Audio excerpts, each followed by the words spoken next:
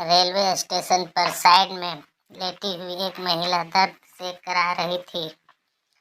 मुझे ऐसा प्रतीत हुआ कि उसे कोई भारी पीड़ा हो रही है। अन्य यात्रियों की भांति मैंने भी उसे नज़रअंदाज कर दिया।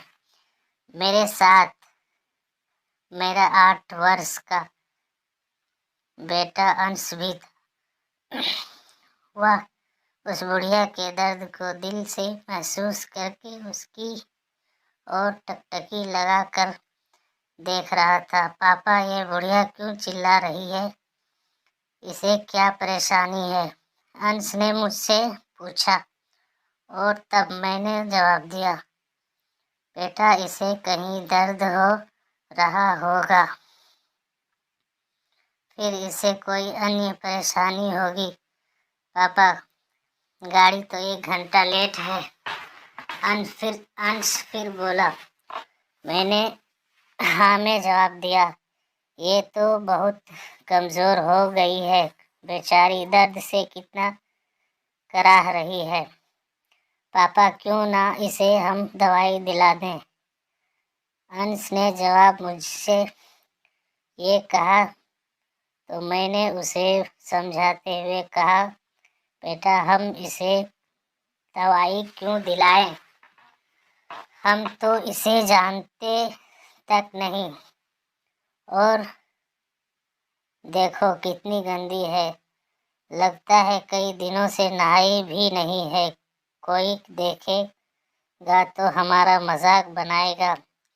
पापा, आप ही तो कहते थे कि गरीबों और असहायों की जो मदद करता है तो भगवान उस पर सदा मेहरबान रहते हैं, इसलिए हमेशा दूसरों की सहायता के लिए अग्रसर रहना चाहिए। और आज आप कह रहे हैं कि कोई देखेगा तो क्या कहेगा, हमारा मजाक बनाएगा। मेरी समझ से दूसरों की सहायता करने पर हमारा मजाक कोई नहीं बनाएगा। अगर पापा कोई बनाता है तो बनाने दो, हमें अपने कार्य पर ध्यान देना चाहिए, ऐसा आप और मम्मी दोनों लोग कहते थे। परंतु आज अंश ने मुझे उल्टा समझाते हुए कहा। तब मैंने फिर से उसे समझाकर बताया कि बेटा, वह नाटक कर रही है, इसे कहीं दर्द नहीं हो रहा है।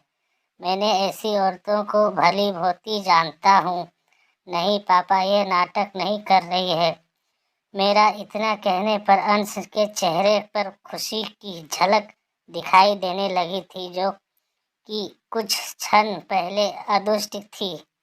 ये देखकर मेरे दिल में उस असहाय महिला की दर्द करने के लिए दिल में श्रद्धा और प्रेम भाव जागरूक होने लगा था। पास के दवा घर से हमने उसे बुढ़िया को दवा दिलाई। कुछ देर बाद उस बुढ़िया को जब राहत मिली तब बुढ़िया हमें दवाओं की पोटली देते जा रही थी।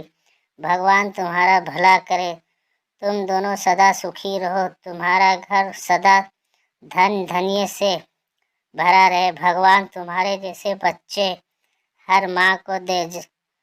उस बूढ़ी औरत ने इन शब्दों में मुझ पर बाणों पर कार्य किया और मेरे अंदर बैठे आसुर मार भगाया। उसकी मदद करने का मुझे अंश व खुद पर बहुत फख्र महसूस हो रहा था। साथ ही असहायों की मदद करने की भगवान मेरे अंदर जागरूक हो चुकी थी। जब हम रेलवे स्टेशन पर पहुंचे तो वहां पर उपस्थित यात्रियों ने भी हमें दोनों को दुआओं की गठरी देने शुरू कर दिया। आप दोनों उस महिला के लिए फरिश्ता हो। आपके बेटे की तारीफ जितनी की जाए कम है। ये आपकी ही संस्कार है जो आपके बेटे के द्वारा उस असहाय महिला पर उपस्थित हर यात्री को प्राप्त हुई है। भगवान आपको हमेशा खुश रखे।